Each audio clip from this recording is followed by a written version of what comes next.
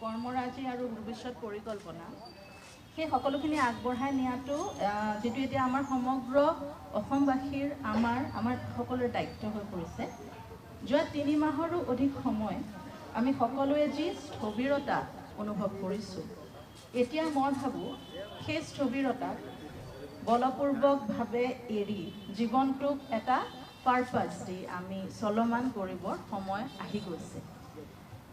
সেই উদ্দেশ্যেৰে আজি আমি কেইটামান বিশেষ এনাউন্সমেণ্ট কৰিবলৈ ওলাইছোঁ। ইয়াত আমাৰ এই পদক্ষেপত বিশেষভাৱে দিহা পৰামৰ্শ আৰু লগ দিছে দাদাৰ বহুকেইজন সহপাঠী, বন্ধু, সহযোগী, কলাকুশলী আৰু আমাৰ কিছু পৰিয়ালবৰ্গই। তেখেতসকল দেশে বিদেশে বিভিন্ন ফিল্ডত সুনাম আৰু যথেষ্ট অভিজ্ঞতা সম্পন্ন। তাৰে কেইগৰাকীমান আজি আমাৰ লগত উপস্থিত আছে আৰু কেইগৰাকীমান কামৰ তাগিদাত আজি আহিব পৰা নাই। আমাৰ পৰিয়ালৰ তৰফৰ পৰা আমি সকলোকে অশেষ ধন্যবাদ জনাইছোঁ, সকলোকে তেওঁলোক উপস্থিত থকালোকো। এতিয়া মই মোৰ বৌ গৰিমা শইকীয়া গাৰ্গক ৰিকুৱেষ্ট অনুৰোধ কৰিম যে যোনখিনি অফিচিয়েল এনাউন্সমেণ্ট আজি আমি কৰিব বিচাৰিছোঁ তেওঁ সেইখিনি কৰি দিয়ক।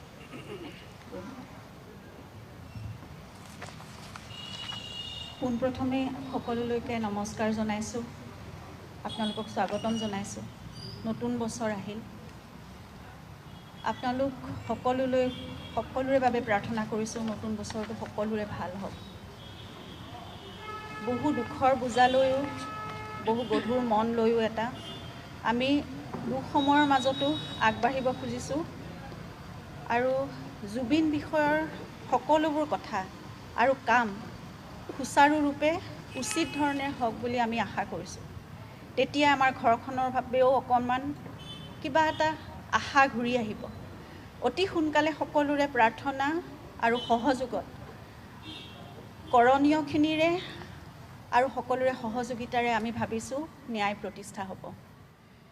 এই ন্যায়ৰ প্ৰক্ৰিয়াত আমি প্ৰত্যেকেই কৰিবলগীয়াখিনি সততাৰে কৰি গ'লেহে আমি বিচৰা ধৰণেৰে বা আশা কৰা ধৰণেৰে প্ৰক্ৰিয়াটো সোনকালে সম্পন্ন হ'ব। আৰু তেতিয়ালৈকে আমি প্ৰয়োজনীয় সকলো কৰি থাকিম, কৰি যাবই লাগিব, কৰি থাকিবই লাগিব।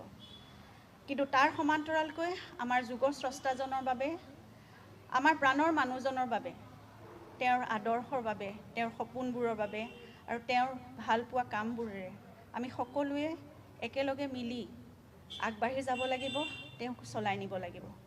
এইখিনিত আমি যদি স্থবিৰ হৈ যাওঁ তেতিয়াহ'লে তেওঁৰ প্ৰতি অন্যায় কৰা হ'ব।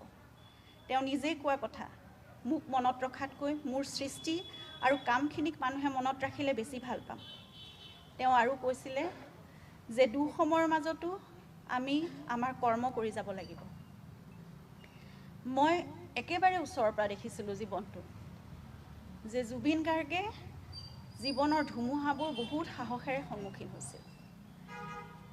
তেওঁ মাত্ৰ নিজৰ নিষ্ঠাৰে কৰা তেওঁৰ কাম আৰু তেওঁৰ সৃষ্টিৰ মাজেৰে প্ৰতিটো বেয়া সময়ত তেওঁ থিয় হৈ থাকিবলৈ চেষ্টা কৰিছে। আমিও তেওঁৰ আদৰ্শৰে আগুৱাই যাবলৈ আজি চেষ্টা কৰিব লাগিব। জুবিন সকলো অসমীয়াৰ প্ৰাণে প্ৰাণে চিৰকাল আছিল, আছে আৰু থাকিবই। এতিয়া আমি সকলোৱে মিলি তেওঁৰ সত্তাৰ লগতে তেওঁৰ কামবোৰ, তেওঁৰ আদৰ্শ, তেওঁৰ বিশ্বাস, তেওঁৰ চৰ্চা, তেওঁৰ সাধনা, এই সকলোবোৰ যাতে চিৰযুগমীয়া হৈ থাকে আৰু নিৰন্তৰ প্ৰতিটো প্ৰজন্মৰ পৰা প্ৰজন্মলৈ এক অমৰ সত্তা হৈ আগুৱাই থাকে, তাৰ বাবে আমি চেষ্টা কৰিব লাগিব। তেওঁৰ বাবে বহু ঠাইত বহুজনে ইতিমধ্যে বহু কাম হাতত লৈছে আৰু আগবাঢ়িছে। আমাৰ পৰিয়াল, আত্মীয় স্বজন, বিশেষকৈ তেওঁৰ বন্ধুবৰ্গই এনে এক উদ্দেশ্য লৈ একত্ৰিত হৈছোঁ আজি আৰু প্ৰথম খোজ দি আজি আপোনালোকৰ আশীৰ্বাদ আৰু শুভেচ্ছা লৈ আগবঢ়াব বিচাৰিছোঁ। মই বহুত আৱেগিক হৈছোঁ, কাৰণ জুবিনৰ বাবে আজি 3.5 মাহৰ পিছত আমি ওলাই আহিছোঁ এটা খোজ দিবলৈ। আমাৰ সামান্য সামৰ্থ্যৰে সকলো ৰাইজৰ সহায় সহযোগিতা, বিশ্বাস আৰু সুবাসেৰে জুবিন গাৰ্গৰ নামত এটা ট্ৰাষ্টৰ কথা ব্যক্ত কৰিবলৈকে আজি আপোনালোকক নিমন্ত্ৰণ কৰি আনিছোঁ আৰু আমিও একত্ৰিত হৈছোঁ। আপোনালোকৰ বহুমূলীয়া সময়খিনি দি আমাক সহযোগ কৰাৰ বাবে আমি সঁচাকৈ যথেষ্ট কৃতজ্ঞ আৰু আপোনালোকৰ প্ৰতি ধন্যবাদ জ্ঞাপন কৰিছোঁ। এই ট্ৰাষ্টটোৰ যোগেদি আমি জুবিনৰ আদৰ্শকে লৈ যেনেদৰে তেওঁ সামাজিক দিশত, সাংস্কৃতিক দিশত বা এই ক্ষেত্ৰত জড়িত ব্যক্তিসকলৰ বাবে, নতুন প্ৰজন্মৰ বাবে, প্ৰকৃতি সংৰক্ষণৰ বাবে যিবোৰ কাম কৰিছিল তেনেকুৱা দিশবোৰতে কিছুমান কাম আমাৰ সামৰ্থ্যৰ আমি কৰি যাবলৈ চেষ্টা কৰিম আৰু এই কামসমূহ পৰিচালনা কৰিবৰ বাবে আমাৰ খাৰঘুলিৰ প্ৰপাৰ্টিটো আমি আগবঢ়াই দিবলৈ লৈছোঁ ট্ৰাষ্টৰ নামত জুবিনৰ সপোনৰ ঠাইখন তেওঁৰ নামত হ'বলগীয়া সমাজৰ সংস্কৃতিৰ আৰু তেওঁৰ উপাস্য প্ৰকৃতিৰ বাবে ভাল কামত ব্যৱহাৰ হওক নিয়োজিত হওক আমি সেয়াই আশা কৰিছোঁ আমি এতিয়া এই থকা ফ্লেটটোতে আমি থাকি যাম আগলৈও কিন্তু খাৰঘুলিৰ সেই প্ৰপাৰ্টিটো য'ত জুবিনৰ বহুত আশা তাত জড়িত হৈ আছিল সেইখিনি জুবিনৰ নামত হোৱা সামাজিক সাংস্কৃতিক ভাল কামবোৰৰ মানুহৰ বাবে কৰা কামবোৰৰ বাবে কাৰণ জুবিন এজন মানুহৰে মানুহ আছিল সেই কামবোৰতে নিয়োজিত হওক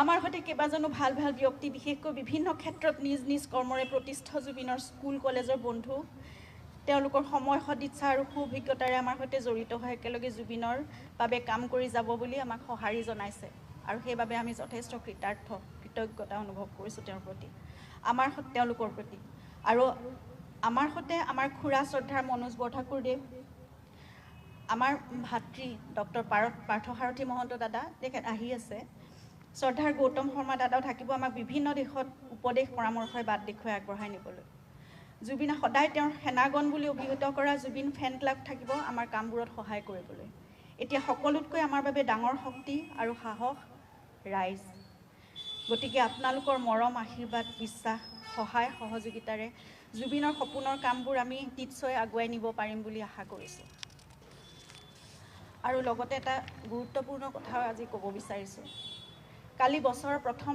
দিনটোতে মাননীয় মুখ্যমন্ত্ৰী মহোদয়ে তেখেতৰ কথা ৰাখি জুবিনৰ শেহতীয়া ছবি ৰৈ ৰৈ বিনালেৰ বাবে অহা ৰাজ্যিক কৰ 2,90,00,000 টকা জুবিনৰ দ্বাৰা প্ৰতিষ্ঠিত কলাগুৰু আৰ্টিষ্ট ফাউণ্ডেশ্যনলৈ হস্তান্তৰ কৰে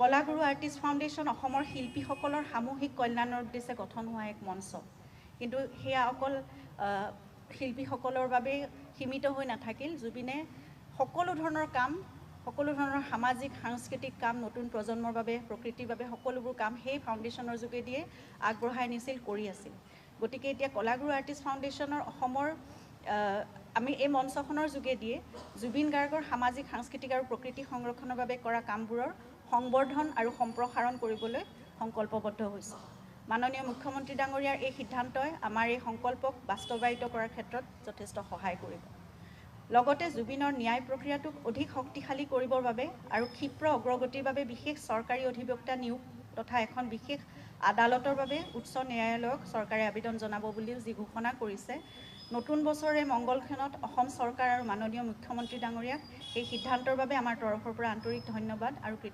কৃতজ্ঞতা জনাইছোঁ লগতে সংশ্লিষ্ট সকলোকে অনুৰোধ জনাইছোঁ যিমান পাৰি যেনেকৈ পাৰি সিমান ক্ষীপ্ৰতাৰে প্ৰক্ৰিয়াটো যাতে সম্পূৰ্ণ হওক ধন্যবাদ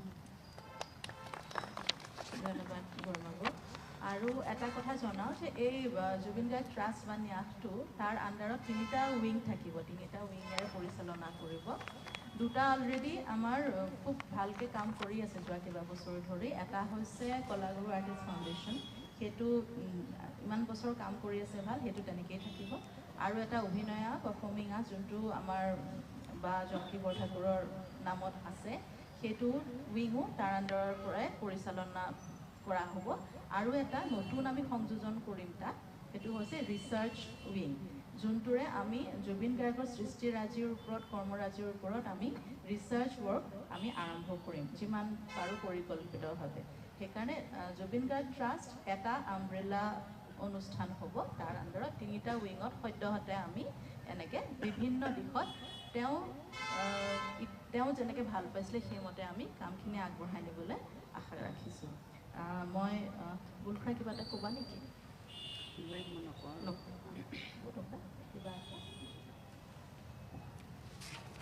সকলোকে ধন্যবাদ জনাইছোঁ গোটেই কথাখিনি কৈছেই আমাৰ আজি একমাত্ৰ ইয়াত লগ হোৱাৰ মূল কাৰণটো হ'ল জুবিন গাৰ্গৰ নামত এটা ন্যাস গঠন কৰাৰ কথা ঘোষণা কৰা বাকী আজি আনুষ্ঠানিক ঘোষণা হ'ল যদিও বাকী কামখিনি কৰিবলৈ বাকী আছে যথেষ্টখিনি প্ৰশ্ন নিশ্চয় হ'ব পাৰে যে ন্যাস এটা কিয় লাগে ন্যাস এটা এইকাৰণে লাগে যে জুবিন গাৰ্গৰ যি বিশাল সৃষ্টি ভাণ্ডাৰ সেই ভাণ্ডাৰৰ চৰ্চা প্ৰসাৰ আৰু গৱেষণাৰ কাৰণে জুবিন গাৰ্গ ন্যাসৰ অত্যন্ত প্ৰয়োজন। আগৰ পৰা কলাগুৰু ফাউণ্ডেশ্যন আৰু অভিনয়া জৰিয়তে বিভিন্ন ধৰণৰ কাম আচলতে কৰি থকা হৈছিল। জুবিন গাৰ্গ ট্ৰাষ্টৰ জৰিয়তে গোটেইখিনি সংগঠনৰ মাজত এটা আন্তঃ সম্পৰ্ক এটা স্থাপিত হ'ব আৰু এটা আমব্ৰেলা সংগঠন হ'ব এই জুবিন গাৰ্গ ন্যাস। আপোনালোকে সকলোৱে জানে যে জ্যোতিপ্ৰসাদৰ গীতখিনি যিখিনি নিজে লিখা সুৰ দিয়া জ্যোতি সংগীত বুলি কয় 372টা গীত লিখিছিল জ্যোতিপ্ৰসাদে। 63টা গীতমান গানৰ সুৰ পোৱা গৈছে সেইখিনি জ্যোতি সংগীত গানে সুৰে। বিষ্ণুৰাভাই 131টা গান লিখিছিল, তাৰে 45টা মানৰ সুৰ পোৱা গৈছিল সেইখিনি বিষ্ণুৰাভা সংগীত। আৰু ভূপেন হাজৰিকাৰ প্ৰায় 347টা যুগ আৰু কেইবাটাও তেওঁ লিখা আৰু সুৰ দিয়া। কাইলৈ আমি জুবিন সংগীত বুলি ক'ব লাগিলে জুবিন গাৰ্গে লিখা আৰু সুৰ দিয়া গীতখিনি সেইখিনি হ'ব জুবিন সংগীত, বাকীখিনি হ'ব জুবিনৰ গীত বা জুবিনৰ গান। বহুত গান গাইছে, বিশাল আচলতে। এই জুবিন সংগীত আচলতে জুবিন গাৰ্গে নিজে কৈ যোৱা মতে 5000মান গান নিজেই লিখিছে আৰু সুৰ দিয়া গানটো ঢেৰ হ'ব। সেইটো বহুত বছৰ আগতেই কৈছিল, সেয়া নিশ্চয় ইয়াত দুগুণ হৈ গৈছিল। গতিকে সেই গানখিনিনো কোনখিনিনো জুবিন গাৰ্গে নিজে লিখা সুৰ দিয়া এই কামবিলাকো কৰিবলগীয়া আছে। বিশালকৈ তেওঁৰ ল'ৰাই বহুতখিনি গানখিনি সংগ্ৰহ কৰি থৈছিল। মই এটা উদাহৰণৰ কাৰণে ক'লোঁ যে জুবিন সংগীত কেৱল গানেই নহয়, জুবিন গাৰ্গৰ লিখা গান সুৰ দিয়া নাই, সুৰ দিয়া গান তাত শব্দ ভৰোৱা নাই, তেনেকুৱাও 2-এটাৰ সন্ধান পোৱা গৈছে। 2-3টা চিনেমাৰ কাহিনীৰো সন্ধান পোৱা গৈছে।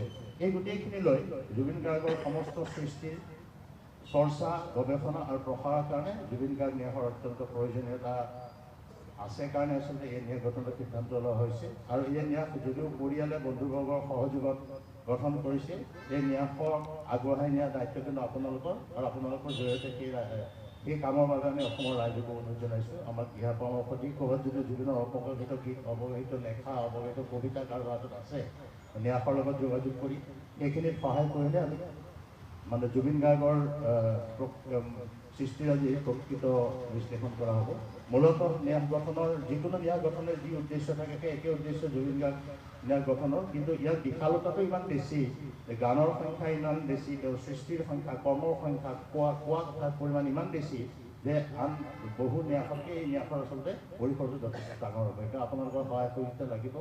আমি জুবিন গাৰ্গ ন্যাসৰ লগত জড়িত যিখিনি মানুহ, পৰিয়ালৰ লোক আৰু আমি বন্ধুবৰ্গ সকলোৱে আপোনালোকক আমি জুবিন গাৰ্গ ন্যাসৰ পৰৱৰ্তী কাম কাজত সকলো ক্ষেত্ৰত আপোনালোকৰ সহযোগিতা বিচাৰিছোঁ আৰু আপোনালোকৰ জৰিয়তে অসমৰ ৰাইজৰ সহযোগিতা বিচাৰিছোঁ। ধন্যবাদ। মই সামন্ত গৌতমৰ গৌতম দাই অলৰেডি ক'লে, মই দুটামান এড কৰিছোঁ যে আমি জুবিন গাৰ্গৰ সকলো গানৰ বেষ্ট যিবোৰ টপ 1000 এটলিষ্ট আমি ভাবিছোঁ সেইবোৰৰ ষ্টাফ ন'টেশ্যন বনাম আৰু যাতে সকলোৱে ৰাইজে ইউজ কৰিব পাৰে, মিউজিচিয়ানছে ইউজ কৰিব পাৰে। তাৰ উপৰিও বহুতো আনৰিলিজ গান আছে য'ত বেলেগ বেলেগত বহুতে উঠিছে। এতিয়া বেংগলতো দেখিছোঁ, শুনিছোঁ, তাত বহুত গান আছে। সেই গানবোৰ কালেক্ট কৰি সেইবোৰ যাতে আমি ৰিলিজ কৰিব পাৰোঁ তাৰ বাবে এই ট্ৰাষ্টৰ থ্ৰুদি কৰা হ'ব। তাৰ উপৰিও জুবিন গাৰ্গৰ কেইবাটাও ষ্টৰী আছিলে চিনেমা বনাবৰ কাৰণে, তাৰ সেই ষ্টৰীবোৰৰ ওপৰত আমি চিনেমা বনাব পাৰোঁ। আৰু আটাইতকৈ ৰিচাৰ্চ জুবিন গাৰ্গৰ লগত কাম কৰা সকলো মানুহ কণ্টেম্পৰেৰী আছে, ফ্ৰেণ্ডছ আছে, তেওঁলোকৰ লগত কি কাম কৰিছে